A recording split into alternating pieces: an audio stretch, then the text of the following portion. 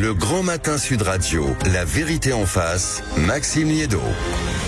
Avec un numéro 0826 300 300 pour nous appeler, évidemment pour commenter, analyser, réagir à cette actualité qui nous occupe forcément et qui écrase un peu tout le reste, à savoir est-ce que la décision de Nicolas Sarkozy qui passera forcément par la case prison, est-ce que c'est le retour forcément, est-ce que ça signifie le retour de la République des juges?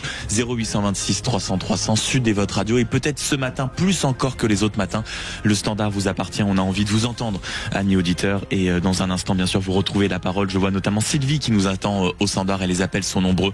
On fera en sorte bien sûr de tous vous entendre, auditeurs de Sud Radio. Un numéro 0826 300 300. Mais pour l'heure, on retrouve Félix Mathieu. Bonjour. Le Grand Matin Sud Radio, la vérité en face, Maxime Liédot. Rebonjour mon cher Félix Mathieu, avec un cas qui fait évidemment beaucoup parler, on l'a évoqué dans la matinale, avec visiblement des grandes écoles dont en réalité les coulisses ne sont pas toujours extraordinaires, et on parle en effet de l'avis de tension dans une grande école d'ingénieurs, les arts et métiers du côté de Lille.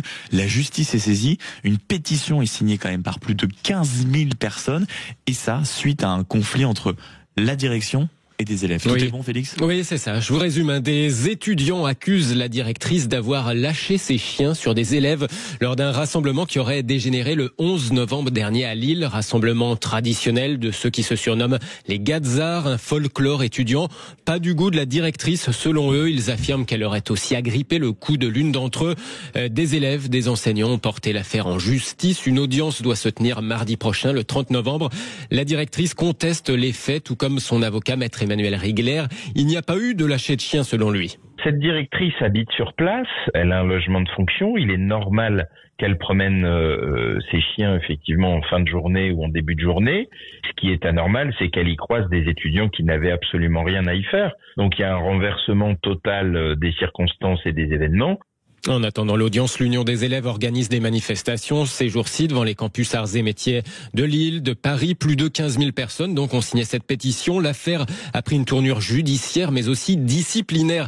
Les 5 élèves et 2 enseignants qui ont porté l'affaire en justice ont été sanctionnés, ou en tout cas ils devraient l'être. Un rapport de l'inspection générale de l'éducation, du sport et de la recherche leur reproche d'être à l'origine d'un climat, je cite, délétère sur le campus des arts et métiers de Lille. Ce rapport disculpe la directrice, accuse les enseignants et élèves de diffusion massive d'accusations graves, de faits non avérés. Il préconise même ce rapport des sanctions disciplinaires contre Maxime. Et l'histoire ne s'arrête pas là, parce que précisément, ces élèves et ces enseignants, eux, ils voient un rapport à charge en représailles contre leur action judiciaire. Félix. Oui, d'ailleurs, la Société des ingénieurs arts et métiers vient de les soutenir en exprimant sa solidarité avec les 5 élèves et 2 enseignants en conflit avec leur direction.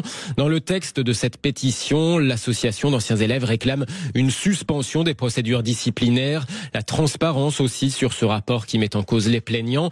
Un rapport qui s'est retourné contre ses commanditaires, rétorque l'avocat de la directrice.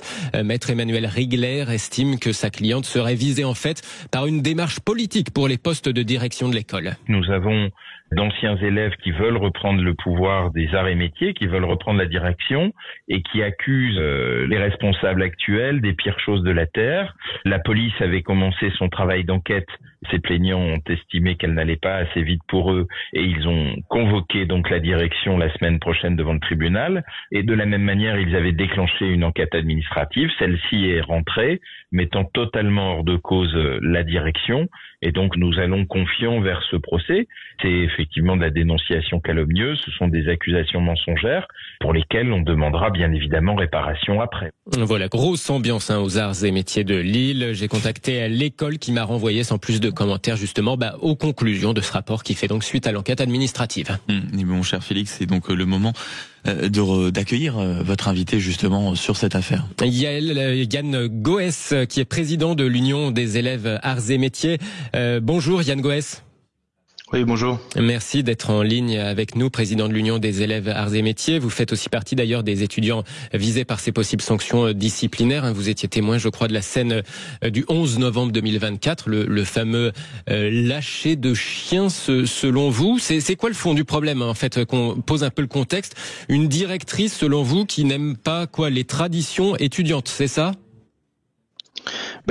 Si je peux rappeler un petit peu les faits, comme vous l'avez déjà fait un petit peu avant, c'est-à-dire que en fait le 12 novembre 2024, il y a 2 plaintes qui ont été déposées par des étudiants donc contre la direction du campus Arts et Métiers de Lille pour des faits d'agression. Il faut savoir que ces agressions sont corroborées par plusieurs dizaines de témoins visuels qui déclarent avoir vu la directrice du campus saisir une élève à la gorge après que cette même directrice ait justement lâché ses chiens sur les étudiants. La direction générale de l'ENSAM et le ministère de l'Enseignement supérieur et de la Recherche ont refusé de donner crédit à ces 2 plaintes. Et même 10 mois plus tard, ils décident de sanctionner les victimes pour, entre guillemets, se débarrasser du problème. Donc c'est pour toutes ces raisons que les victimes ont saisi le tribunal correctionnel, donc qui donnera lieu à une audience le 30 septembre. Et également que la communauté Arts et Métiers se mobilise aux côtés des étudiants pour les soutenir ce dimanche 28 septembre, donc devant le campus Arts et Métiers de Paris. Parce que vous avez entendu l'avocat, lui dit mais non, juste ces chiens étaient là parce qu'elle habite ici. Je sais pas si vous avez entendu. Si, oui, tout à fait. Mais écoutez, nous aussi, on habite sur le campus, donc le fait qu'il ait dit qu'on n'avait rien à faire ici me semble tout à fait faux. Et, écoutez, c'est comme si on n'avait rien à faire dans les parties communes d'un immeuble où nous habitions. C'est même plus problématique que ça, étant donné qu'effectivement, Catherine Davy habite également sur le campus, de la même manière que la victime habite sur le campus également. Donc le fait qu'il n'y ait pas eu de mesure conservatoire est tout à fait problématique. Donc cette enquête administrative pourrait être une sorte de représailles, donc on le disait, selon vous, à cette action judiciaire que vous intentez contre la directrice. Mais c'est pas un rapport non plus pourtant de la direction de l'école, hein, c'est un rapport de l'inspection générale de l'éducation, du sport et de la recherche. Donc c'est crédible que ce soit une sorte de représailles, d'intimidation ? Mais en tout cas, ce que je peux vous dire, c'est que l'IGSR n'a aucune compétence pour statuer sur une affaire pénale en cours. Et donc, nous, on dénonce ce qui nous paraît être une injustice. Ce qu'on attend maintenant, c'est donc le jugement qui aura lieu suite à l'issue, en tout cas, de l'audience du 30 septembre. On s'en remet à la justice.